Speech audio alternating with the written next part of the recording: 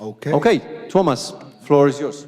Thank you very much. So I'm trying to catch up a little bit the time because otherwise we will not eat at all. So that's the objective, that we will have the break. I'm Thomas Peltonen, the Deputy Head of the European Systemic Risk Board Secretariat. I have to tell you that it was difficult to come here through the storm, but I'm very happy that I made it. The session already today has been extremely helpful for people like me who needs to try to understand systemic risk day to day.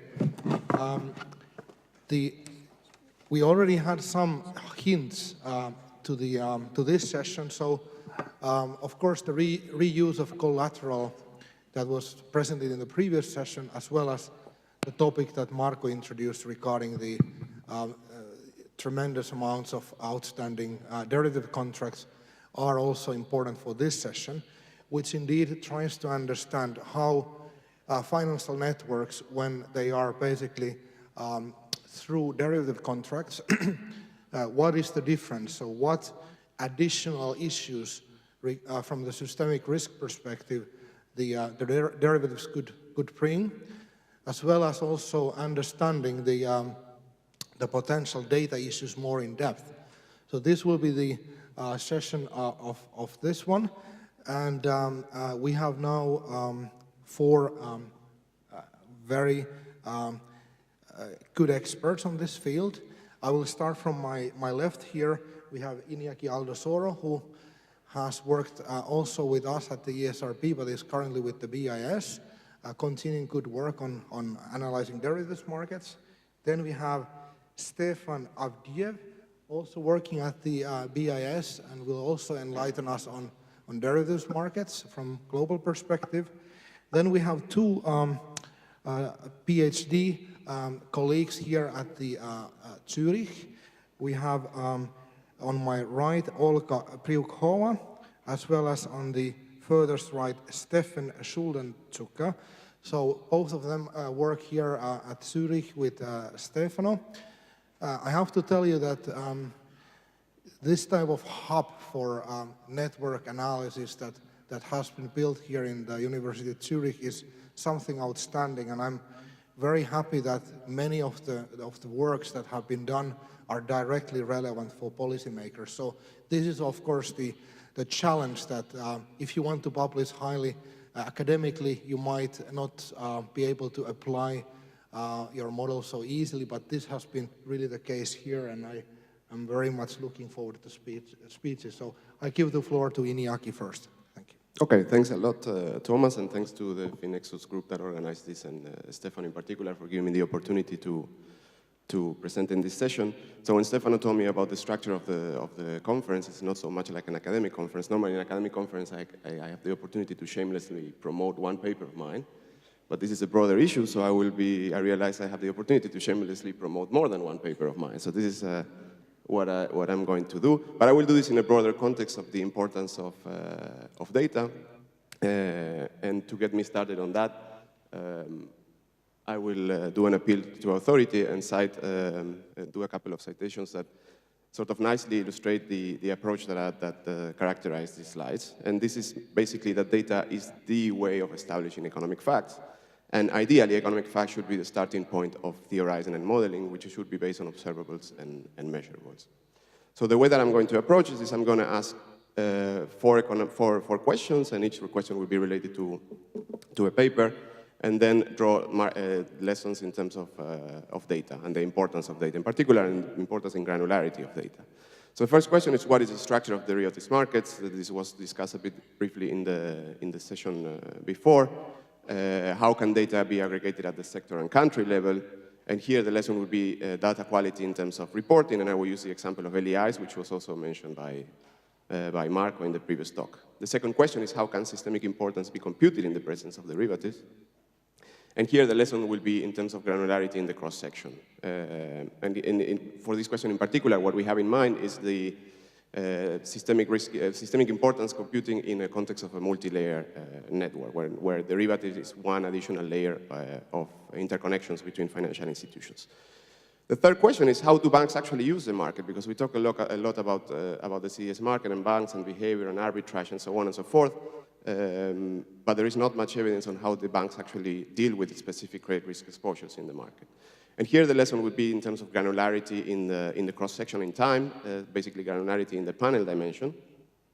And finally, I'm going to be talking briefly about another paper which tackles broader topics, but here I will focus on what can shape dollar funding networks, and does this affect the related derivatives markets. And here the issue would be granularity in timing, because it would be about regulatory arbitrage and the need to have the right time dimension. For instance, if you have quarter-end window dressing and you only have quarterly observations, then you will miss much of the action. So this is the main, what I mean in terms of timing.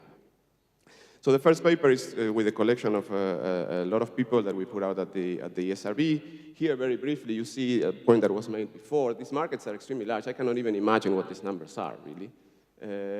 But what we do among the many things that we do in the paper, which focuses on IRS, CDS, and FX, here I will only show results for CDS, is the fact that we can aggregate positions by sector, mostly because of the LEI reporting. And we can see at the point that Mark also made, that the market is extremely concentrated. Dealers, banks, and other financials like hedge funds concentrate the lion's share of the market. There is a lot of intermediation going on. And this sort of aggregation we can only do with good quality data reporting. And another thing that we can also do is by sector, look at the number of contracts, the gross notional, the net notional. Look at these guys, for instance, the intermediaries. They have massive amounts of notional, but they have a very, very small net to gross, which makes sense because they are intermediaries. That's their business model. But these sort of insights you can only get with the aggregation. And the aggregation that I wanted to emphasize here is in terms of LEIs, which is a key item in reporting that we have struggled a lot with Marco when working with this data.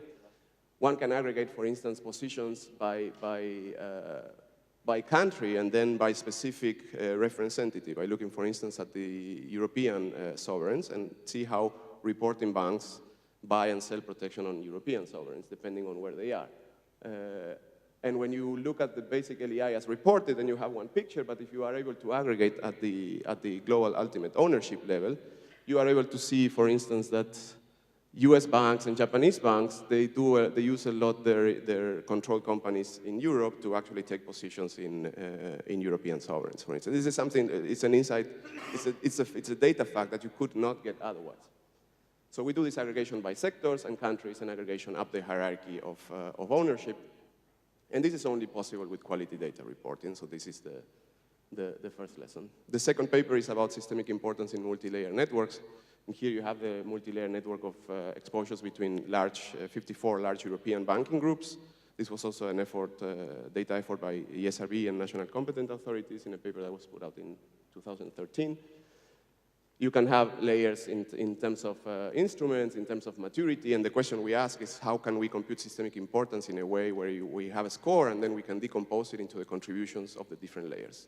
So the score of systemic importance of bank X is 1.2, whatever that number means, and from this 1.2, 1 is accounted for by off-balance sheet items, for instance. So, I spare you the matrix algebra underline this, and here is just a result of the partition across the instrument dimension, where we look at backward and forward indices, which are essentially close to left and right eigenvectors, for those familiar with the network theory and systemic importance in networks.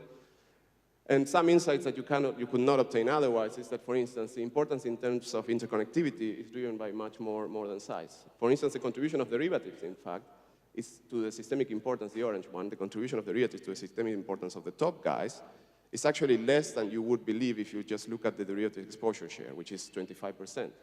On the other hand, some networks with relatively small share of exposures, like the off-balance sheet, can be a major driver of the systemic importance of specific top banks, like, for instance, this guy here. It's just almost entirely accounted by off-balance sheet items. And these sort of insights are only possible with good bilateral cross-sectional data, so that's the lesson of this part. Then I'm going to move to a recent paper that we put out last month on how actually banks use the CDS market to hedge specific credit risk exposures to non-financial corporations. Do they double up their exposures? Do they insure? Do they over-insure, and so on? Do they hedge in particular against risky firms, which is what one would expect? Do riskier banks hedge less often? Do banks actually use the CDS market to get capital relief? Do they hedge cross-border loans more? Do leader ranges of syndicated loans hedge more than non-leader ranges? A series of questions that we ask in the paper. What we do is we merge the CDS data that's available at the SRB based on the EMIR regulation with syndicated loan data and balance sheet data for banks. And we use a panel dimension, so you can already foresee that the lesson would be importance about granularity in panel. And for each lending relationship between a bank I and a bank J, at every month T, we construct a measure of the uninsured loan ratio. And then we use this in a panel econometric setting. We have really a massive coverage thanks to the very broad data set that is available. And we test a series of hypotheses along very different subsamples, and we find very robust results. On average, we find that banks do not use the CDS market for hedging, and we find some evidence that they use it for speculation. We find that loans to riskier firms are insured more, which is reassuring. We also find that safer banks insure more, or weaker banks insure less. We find no evidence that banks actually use the CDS market for regulatory relief, to relieve their capital positions. Other findings on cross-border lending, findings on leader rangers that hedge their exposure more than non-leader rangers, which is nice because it shows that the CDS market can impose externalities on other markets, like the syndicated loan market, by undermining the skin in the game that the leader rangers are supposed to commit when arranging a syndicated loan. And here, of course, the lesson is only possible with granular panel data. I'm running short on time, so I just move to the last paper, which is about money market frictions and global banks business model. It's much broader than what I'm going to highlight here. I'm just going to bring to bear what is important for this discussion. We know that foreign banks, non-US banks, are collectively as large as US banks in dollar funding. This was a major issue in the global financial crisis, runs of wholesale funding, dollar funding for global banks. And we also document that there are divergent business models in the global financial crisis for non-US banks. On one side, Japanese banks, they developed a very inelastic, longer maturity demand for dollars, and they have a very, very large repo book. On the other hand, European banks, they shifted to short-term activities like interest on excess reserve arbitrage and very large match repo books, so they are repo intermediaries. We also know that money market funds are an important source of dollar funding for non-US banks, so we use the regulatory filing of these money market funds to study implications for, among other things, the price of dollar funding and the shape of dollar funding networks. And one finding that is the one that I want to highlight here is that we find evidence of a repo intermediation network whereby French banks, in particular, standing between money market funds and Japanese banks, intermediating dollar repos. The point is we don't have bilateral data for this connection. But everything is not lost, and we could just test the implications of this. And to test the implications of this, what we use is the French regulatory, or European banks in general, French bank in particular, given their volume, quarter-end repo window dressing. So at every quarter-end, they massively unwind their repo positions because of a different implementation of the leverage regulation in Europe, which is at quarter ends and not as a daily average like most of the other countries. And we also use the fact that dollar funding is global and hierarchical. So there is a hierarchy in terms of prices and, for instance, thinking of FX swaps, certificates of deposits, ABCPs, and repos. And we use the well-documented post-crisis phenomenon of deviations of covering interest parity, in particular for Japanese yen, an issue to which Stefan has contributed, in fact. And we argue if this intermediation network exists, then we would expect that every quarter end, when French banks massively withdraw from the repo markets to window dress their balance sheet, then Japanese banks should be eager for dollars at quarter end, and then this should spill over to other markets like higher up in the hierarchy, like the FX swaps. And what we find is that there is indeed a connection, in particular at the 1 week basis, which is what you would expect. They use the swap market to weather the storm until the European banks come back into the repo market. So here the point is that this is only possible with granular and timely data. It nicely illustrates the fact that all of these markets are interconnected, and you can have effects that you would not easily foresee. I mean, why should French repo window dressing should affect the Japanese yen basis? It's not straightforward to me. So this is all, and thank you for your attention. Sorry, overstretch a bit the time. Okay, thank you very much. Let's move directly to Stefan. Thank you. First of all, I would like to start, I guess, while we're waiting for the... Oh, is it? Okay, is the next one. Okay, perfect, okay. Well, I would like to start by thanking the organizers for inviting me to present here. I will not be as shameless as Iñaki, and I want to talk about one paper, but I must say that I'm very impressed in how we managed to squeeze in 4 papers in the span of a little over 10 minutes. I'm worried about squeezing one in 10 minutes. So this is joint work with Paolo Giudici and Alessandro Spelta from University of Pavia. And I have to start by giving you the standard disclaimer that the views are our own and not necessarily those of the Bank for International Settlements. So the motivation for this work, or for this project, was to try to measure contagion risk in the context of international banking. And what we attempt to do is to propose an indicator of stress that incorporates information on banks' foreign exposures as they are broken down into 3 sectors. Namely, these are exposures to the official sector, exposures to the banking sector or interbank exposures, and exposures to the non-bank private sector. So based on that information and on that data, about which I'll talk about in more detail in a couple of slides, we calculate what we call enhanced CDS spreads that take higher order contagion among national banking systems and countries into account. So really quickly, we're related to 2 main strands of literature on the literature on conditional models and network models, but in the interest of time, I'll skip basically through this slide, and I'll just say that, yeah, we build on both of these in trying to explore this probabilistic contagion mechanism and calculate these enhanced CDS spreads, and we apply that to methodology using the BS International Banking Statistics. So again, we build on the multilayer network literature. One of the papers in which is the paper that Iñaki just spoke about. In our extension, again, we apply that to international bank lending using country level and banking system level data.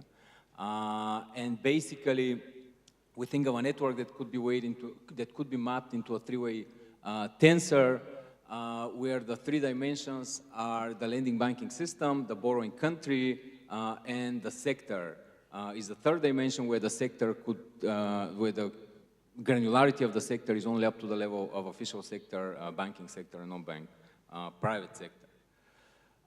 So this is just a quick illustration. So you can think of having a banking system in the middle of that network is C1, so you can think of that as, say, Swiss banks, which are getting funding from C4, and C4 being, say, French and German banks, and then they are taking their own lending that into, say, C3 and C2 could be Italy and Spain, L1 and L2 could be different sectors. In our case, this could be the official sector, the banking sector, or the non-bank private sector, which could act as borrowers in that network. So as I mentioned, in terms of the data, we're using the BS consolidated banking statistics on an ultimate risk basis.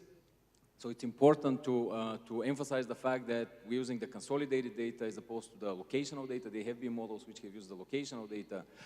The main difference between the two is that banking units in the consolidated data aggregated based on their nationality, and banking units in the locational data aggregated based on their residence or location, as the name suggests. So for example, Citibank in Frankfurt would be counted as a bank in Germany in the locational data, whereas it would be counted as a US bank in the consolidated data. So we are using that latter data set. And then it's also important to emphasize that we're using the consolidated data on an ultimate risk basis as opposed to the data on an immediate borrower basis. The ultimate risk basis, as the name suggests, takes account of risk transfer. So for example, if you have a French bank which has bought a Greek sovereign bond, but then has bought a CDS protection on that bond from a UK bank, on an immediate borrower basis, that would show up as in that data set, that would show up as an exposure of French banks to Greece, to the Greek official sector. On an ultimate risk basis, it would show up, the exposure would be transferred to the seller of the protection, so it would show up as an exposure of the French bank to the UK bank that sold the CDS.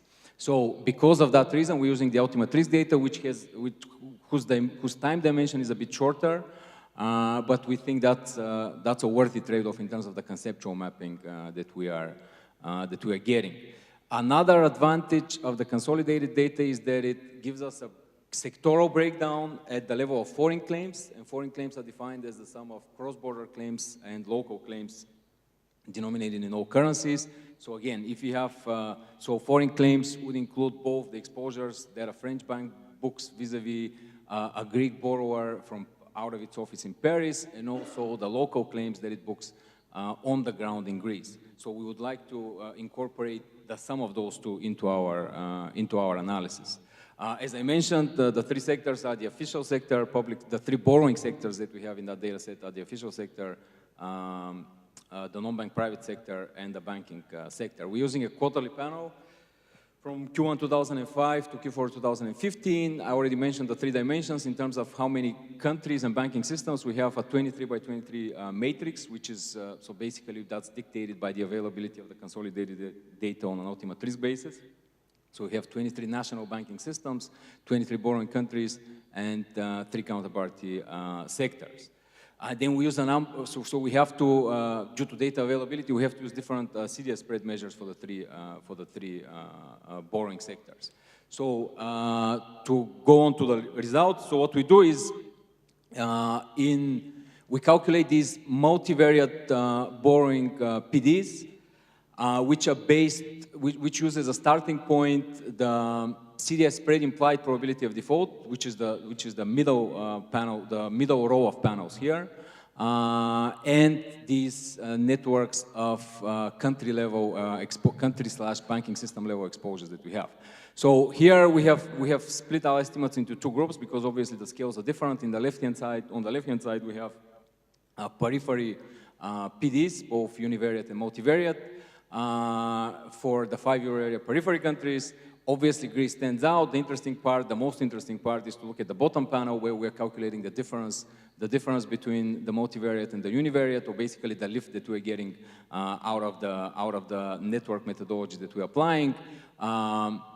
So obviously, then we're getting the lift for Greece is fairly large, but that's obviously a function of the level of the PD. But then also we're getting quite sizable lifts for all 4 of the other countries that we're including into the other periphery countries that we're including into the analysis. It's interesting to note that, so to the extent that there's some sort of a co-movement among the other 4, there is co-movement in the estimates among Italy and Greece on one side and Spain and Ireland on the other side, which we believe is related to the fact that in both of these pairs, there was obviously a twin crisis, but in each one of them, it originated from a different point. In Italy and Greece, the banking system was originally fine, but it was the sovereigns that got into trouble, and that's how the propagation started, whereas in Spain and Ireland, it was the other way around. So in the interest of time, I'll skip to the next set of results, which we're doing the same exercise for lending spreads, once again splitting core and periphery countries and banking systems. The one interesting point to note here is that on the lending side, when you look at the right-hand panels, there's the lifts or the differences between the univariate and multivariate PDs are much more evenly spread among lending banking systems. Then we go on to estimate expected losses. So in terms of expected losses, on the borrowing side, I'll just mention that it's interesting. So again, once again, on the left-hand side, we have periphery countries. On the right-hand side, we have core, major advanced economies. It's interesting to note that the 2 peaks on the left-hand side are sort of similar. So the peak that you get at the global financial crisis is roughly of similar magnitude as the peak that you're getting at the time of the euro area crisis. Whereas on the right-hand side, the peaks for pretty much all 5 of them, 5 of the major advanced economies are much larger at the time of the global financial crisis, which is again in line with the thinking that almost by definition, the borrowing, so the expected losses on the borrowing side were much larger for the euro area periphery. On the lending side, again, similar to what we showed with multivariate and univariate PDs, we are getting much more equally spread expected losses among the major advanced economies on the right-hand side of the graph. Once again, the peak here, which is, so if you look at the bottom panel, the cumulative losses at the global level, the peaks are that the global financial crisis peak does tend to be a bit higher than the euro area crisis peak, which is a function of the fact that when you accumulate those absolute values, that tends to be dominated by the major advanced economies.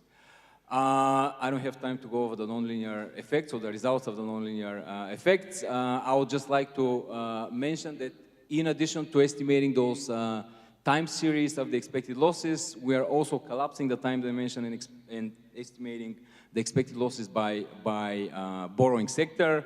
Obviously, on the official sector side, the U.S. stands out clearly.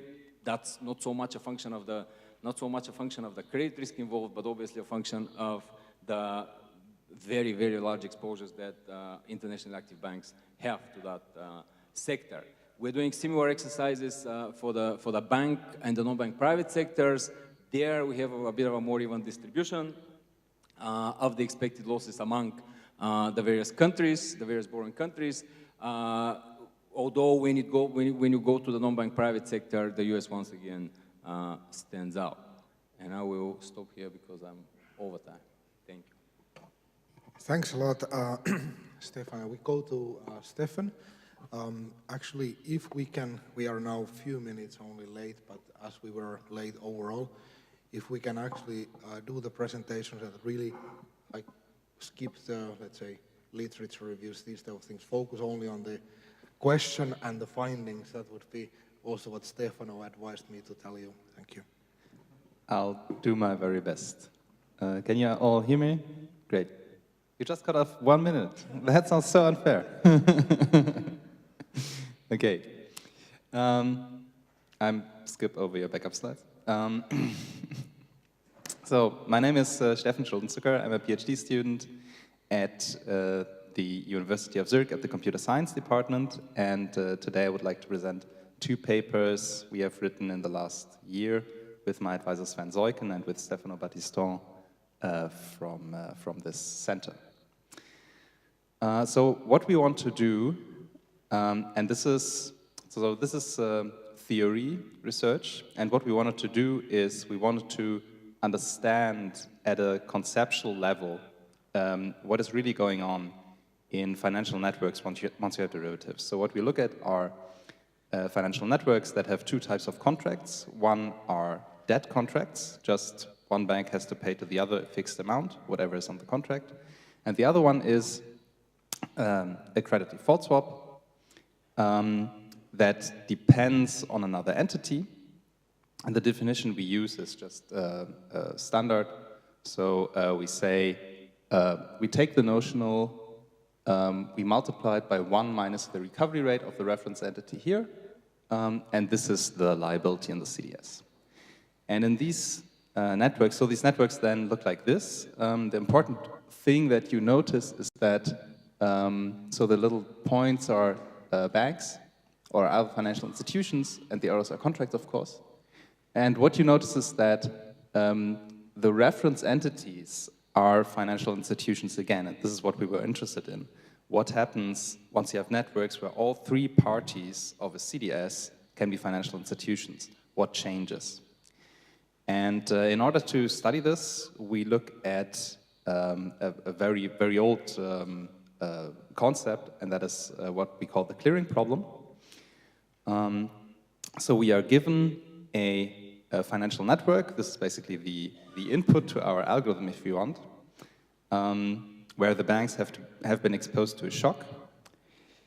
And we want to determine for each bank, is it in default? And if it is in default, what's its recovery rate? So how much is it in default, so to speak? The first model that was introduced towards this is the very famous Eisenberg and Noe model. So this is your standard financial network contagion model. And we extend this by adding costs of bankruptcy, which is also a standard extension, could be called Rogers and Barat model from 2013. And then what we do is we add CDSs, and we want to understand what happens to this clearing problem. And so as a note, oh yeah, I wanted to say, so if we say clearing problem, Olga will talk in the next talk about central clearing counterparties. So clearing is just, it just happens to be the same word. I mean, maybe it's related, but it's not the same. So without CDSs, this clearing problem is very simple. You just take your network, you shock one or more banks, and then you update the value of debt in the network. And you just keep doing this, you iterate this update procedure, and over time you will see that this shock kind of spreads through the network. This is where the idea of contagion comes from. More and more banks go into default, and at some point the situation stabilizes and your procedure converges. And we want to understand with CDSs, is it the same? And it turns out that it's very much not the same. So in networks with CDSs, we have a phenomenon that we call default ambiguity, and that is when the clearing problem has no solution. So this means that it's impossible to decide in a way consistent with the network structure which banks are in default and which are not. And of course, you can imagine that this could be a huge problem in the real world. I suppose that this would be a very costly delay to banks' resolution when you apply your standard methods and you just see it doesn't give you a result. And the other effect it could have is on network stress tests, because these network models are used in network stress tests, and when your stress test says nothing, you might be disappointed. So let me briefly show you how this comes about. And I'll start at a very simple pathological case. So this was the first case I looked at when I saw this problem. And this is when you have a bank or another financial institution that holds a CDS on themselves. And now you may say, okay, this is just crazy, this is pathological, because what does it even mean? I mean, if this bank is in default, they receive the CDS payment and then they are not in default anymore, but then maybe they shouldn't have gone default in the first place. So this is like paradoxical. Okay, great. And this is probably also because we assume these situations cannot occur. So I extended this example a little bit by saying, well, if you have two banks, but you have a very strong exposure between them, then this is basically the same bank. I mean, if you have two banks, they are very strongly interrelated. It's the same thing. But now let's take one step more. In a network, these chains of exposures can be very long. And in particular, in a CDS network, they can happen in different ways. So it could be debt exposures, like here. It could be CDS counterparty exposures, but it could also be a reference entity and a CDS writer. They are also exposed. They depend on each other. And so if you have a larger network, you see that these circular dependency structures could be very hard to identify. And what we did then is we said, okay, every contract gives rise to certain dependencies. And that is why we created this framework where we can map a network of contracts into a new network of dependencies. It looks like this. And this is a structure that lends itself to graph theoretic analysis, because now you don't have you don't have contracts anymore, but you just have nodes and edges, and we know how to handle that. And you see that the edges have two colors. The green ones are your standard exposures, and the red ones are what we would call short exposures. So if I go back, here you have a CDS. The holder of this CDS profits from a default of the reference entity, because then they receive the CDS payment. And so we have these two types of relationships here, and we differentiate between them. And it turns out that default ambiguity can be attributed to these circular structures that contain a short dependency, a red edge. We can then use this to analyze policies. One way to avoid default ambiguity, for example, is to just prevent these red edges, because I just told you red edges are the problem, short dependencies are the problem. And one way to do this would be to ban what we call naked CDSs. So it turns out that this is a policy that would be effective because if your CDS is not naked, but instead it's just insurance for another exposure, you don't profit anymore from the default of the reference entity. It's just you lose less, but you don't profit anymore. So this is one insight from here. Let me briefly skip over this. Yeah, so one other thing I wanted to mention is that we found out that CDSs increase what we call the computational complexity of the clearing problem. I told you before, without CDSs, clearing is easy. Once you have CDSs, we showed that you cannot find a clearing algorithm anymore that we can guarantee to be efficient. And I just need 5 more seconds. And so the standard approaches we have used so far for dead networks don't work anymore once you have CDSs. We need to develop new approaches, and this is actually something we are currently doing. So I'm working together with a student in order to overcome this problem and find good stress testing algorithms that still work in network with CDSs. Thank you. Many thanks, Stefan, and now we turn to Olga, and thanks for respecting the almost the time. Thank you.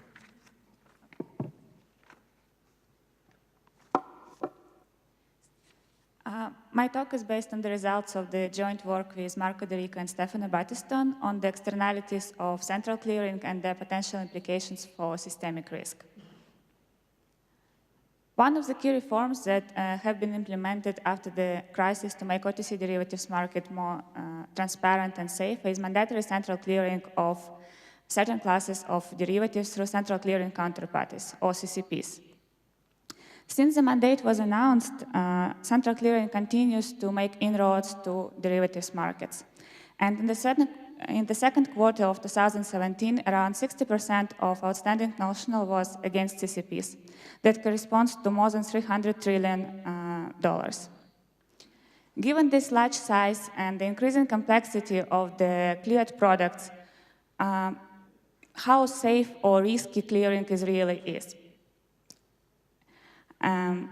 Many concerns started to be expressed, for example, at the last Financial Times Banking Summit, Paul Tucker named clearing as the biggest systemic risk in finance. We also have already observed the examples of highly procyclical nature of clearing houses when, for example, after the announcement of Brexit, increased volatility caused the margin calls that were about $27 billion. So our work aims to understand how CCPs reshape the structure of the financial network and what are the emerging unintended consequences, in particular, what externalities arise between CCP members and what are the implications for financial stability. I start with a description of the European centrally cleared OTC derivatives market. Based on the publicly available data, we built a bipartite network that represents 18 CCPs that are authorized to provide clearing in the European Union and their clearing members. Even though the real exposures are not available, the membership links can be used to analyze how losses can propagate in the system. And what we see is a highly interconnected system via common members. And for example, we see that the Deutsche Bank is a member of 10 CCPs. It means that if it will be a negative shock on the bank, 10 CCPs and all their clearing members will be affected at the same time. However, currently the cleared market is largely dominated by, and especially the market of interest rate swaps is largely dominated by a single CCP, that is London Clearing House, or LCH. So the next theoretical part of the model, we focus on the effects that arise on the level of a single CCP. So how does central clearing work? On the left-hand side, you see an example of the bilateral market, where banks are exposed to each other via derivative contracts. Once a CCP is introduced, banks are not anymore directly connected to each other via derivative contracts, but they become members of CCPs with the same net position as they had in the bilateral market. Central clearing is introduced to mitigate systemic risk in a number of ways, such as multilateral netting, mutualization of losses and insulation of members from the counterparty risk, as well as the high and more transparent margining schemes. Our results suggest that all of these three functions of central clearing lead to the creation of externalities between members. Today, I will mainly focus on the effects of netting and loss mutualization, since they also have consequences for the systemic risk. I will start with the effect of netting, and as we already started to discuss in the previous session, so are there any effects rather than just reduction of the notional? But before I go further in the details, I would like to give you an idea about the volumes that we are talking about, and that what also Marco already mentioned. That's statistics coming from the London Clearing House, and it shows that at the end of 2017, it was around 300 trillion notional outstanding, but at the same time, it was almost $2,000 trillion that was reduced from the system. And it's about 50 trillion per month of notional that is reduced from the system due to netting and compression. So now I will consider a simple example of two counterparties, where counterparty I owes 10 to the counterparty J, and counterparty J owes 7 to counterparty I. And if the counterparties are not risk-free, so what will be expected payoff of I? It will receive 7 from J as long as J doesn't default, and it will pay 10 as long as I itself doesn't default. Once they net this bilateral position, the two gross positions are substituted with a single net one, and I becomes a net payer, and it will pay the size of the net position, that is 3, with the probability that I doesn't default. It means that the bilateral netting changes the expected payoff of each counterparty such that this change is equal to the amount that can be netted out multiplied by the difference in the credit quality of counterparties. This implies that the effect of netting is positive for the counterparties with relatively high credit quality. This comes from the fact that through the netting, the same nominal value of assets and liabilities is offset, but for the higher quality counterparties, the market value of liabilities is larger than the same nominal amount of than the market value of assets that were offset. So how does netting effects change when it is performed through the CCP? So first of all, additional multilateral netting can be achieved, and second, counterparty is not anymore exposed to the original bilateral counterparties, but is exposed to the CCP. Therefore, the total effect consists of two parts.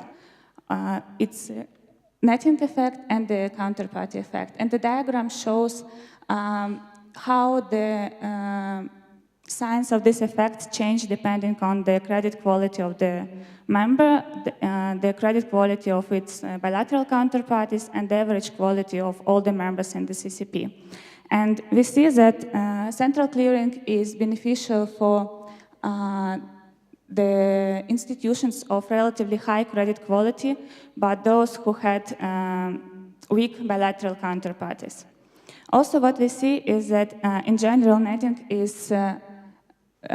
effect is beneficial for the relatively high quality members, and opposite holds for the riskier members. And this implies that riskier members they have incentives to net as little as possible and to keep the larger net to gross positions, and it makes CCP more dependent on the payments from the riskier members in times of shock. So now I will briefly talk about the effect of loss mutualization. And the risk management structure of CCP is organized in the way that it's so-called default waterfall, that part of the collateral provided by all the members can be used to cover the losses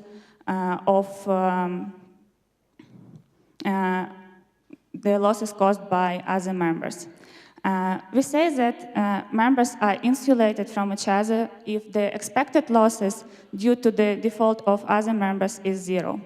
And we can find this threshold that depends on the credit quality of the CCP members, level of margining, and skin in the game that determine what will be the structure of dependencies between members in the CCP. And we see that depending on the how well capitalized CCP is, it can go from the full insulation to the fully connected graph. And as we learned from the previous session, that fully connected graph, that in this case, it emerges exactly in the times of distress. It can reduce financial stability. And so how CCP can avoid the creation of the full connectedness in times of distress? It rather can raise the equity, but it might be costly, or it can ask for the additional contribution from the members that might engender procyclicality again. Okay, so I can skip. So what we learned from our work is that central clearing does not necessarily improve financial stability, and precisely in the times of financial distress, when CCPs were expected to insulate members from the counterparty risk, it further connects them. And the important point is that this threshold and the netting effect that I described before, it should be estimated. The granular data should be used to estimate them, and the good news is that currently policymakers finally have access to this type of data. Thanks. Thank you very much. So now we went through 4 very interesting presentations, and I will open now the floor for questions. Again, the lady there is fast, like in the first session as well.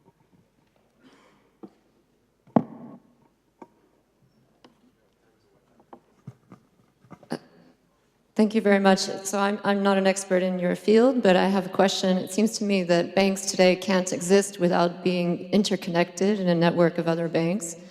And I'm wondering just, is there any chance for a bank to, if they wanted to divest from, let's say, I mean, I'm thinking about sustainability all the time, and people are divesting from this and divesting from that, and they become themselves independent and sustainable in everything they value.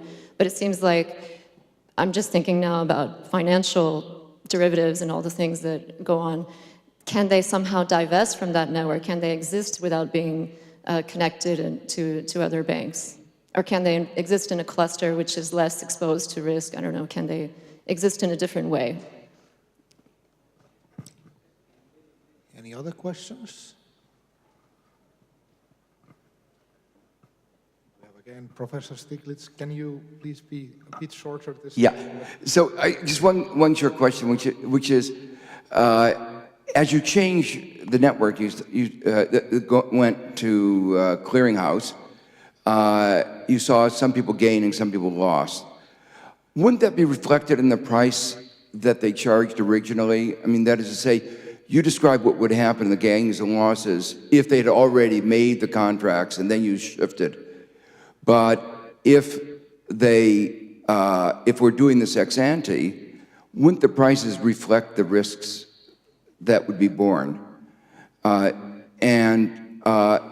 second question is, doesn't the legal system affect the possibility that you don't have to have necessarily just collateral if you have a legal system that had priority, a high priority to the clearinghouse, it would have the ability to absorb the risk, a much higher level of risk, without creating the pro-cyclical effects that you described. Okay, so somebody there as well. Yeah, it's Eric. Thank you again for the very interesting presentations. I'll limit my questions just to the CDS market. So 2 questions there. One is, how do your results change if you include the large exposure limits? So you mentioned chains of interconnections between banks, but now we have large exposure limits that limit banks to having exposure at maximum 25% of their capital. So does this then still feed through? Because it seems to me that you then need a joint default of several members to trigger actually the first default.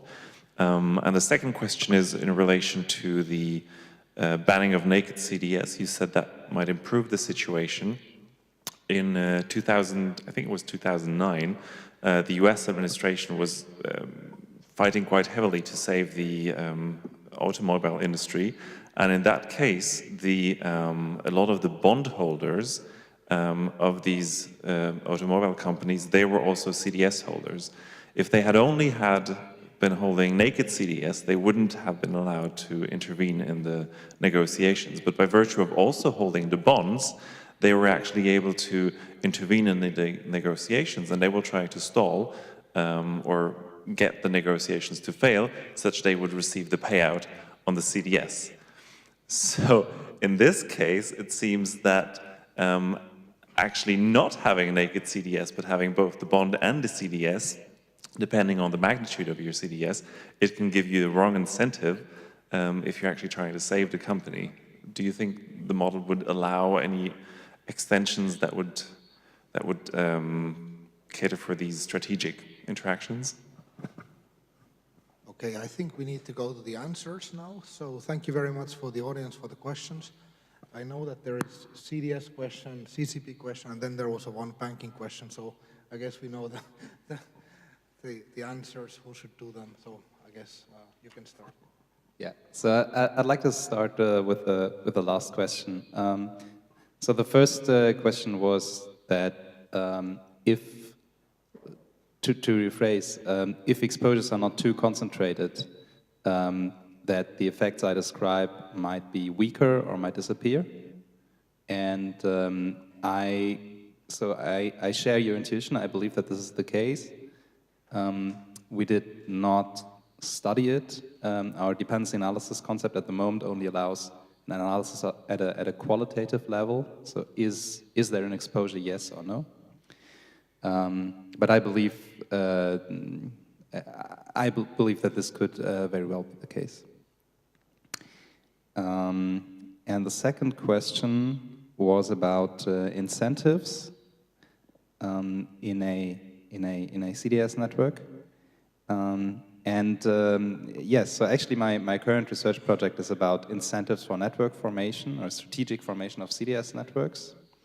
So this perhaps goes even one step further. And when I got into this topic, I was absolutely scared by the many strategic opportunities that CDSs seem to allow. One reason being that you can create CDSs out of thin air. So there are many more CDSs than bonds, and there can be arbitrarily many. And yeah, I believe that this is a very interesting strategic manipulation. Another manipulation, but I don't want to go too far, but another manipulation that actually has happened was a trade made by a holding company called Amherst in 2007, I believe, or 2009, where they paid off the debt of another entity for not having to pay the CDS premia. And of course, then, if this manipulation is possible, we can also ask the question, how do CDS prices actually come into existence when they are also based on strategic opportunities? I believe this is an interesting avenue for future research. Thank you for your question, Professor Stiglitz. So regarding to what extent gains and losses can be priced in, so I think that since central clearing mainly applies to more standardized derivative contracts, and as surveys show that the price is also pretty much standardized, so I don't think that everything can be priced in, and some gainers and losers will remain. And regarding the second question, so what our research shows is that CCPs do not eliminate risk, and they maybe mainly shift the risk towards the tail and the need to assist even larger and more complex institutions in times of distress. But what we need to keep in mind that now CCPs are privately owned, profit-oriented institutions with very low equity. And it means that if we want to give them a priority, then maybe they should function as the infrastructure, as a utility institutions. Thank you. Do you want to also add any points? Okay, so we have now 10 seconds, so one sentence to put to what was your punchline for your message, key message. Yeah, so I would just like to reiterate, following up on Marco and probably providing a bridge to your discussion, Christopher, later about the importance of data and data as a first step for establishing facts and then making theories. Pre-data theorizing based on unobservables and unmeasurables can lead to funky concepts like a natural rate of interest, for instance. And I don't know. I would start with the data. And just to follow up on what Inyaki's point about the data, I would also emphasize that obviously there's value added in looking at granular data, but we should not be ignoring aggregate data sets, which could be combined creatively, obviously sometimes relying on strong assumptions with granular data in order to give us more insights into what could still be missing in terms of what's in the granular data.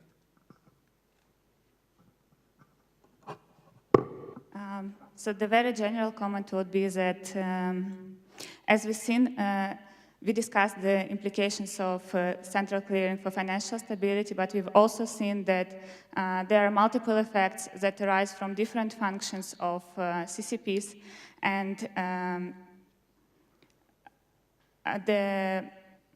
I think that the implications and the specificity of work of CCP and their business models should be much better understood by academia, policymakers, and market participants. I believe the general message from my research so far is that derivatives, in particular credit default swaps, give rise to new systemic risks beyond increased interconnectedness, and that we need a new approach, new modeling approaches, and also new algorithmic approaches in order to control for these risks. So thank you for all the speakers, all the questions from the audience. I think we all learned a lot, and let's have a big upload to all the speakers and to you. Thank you.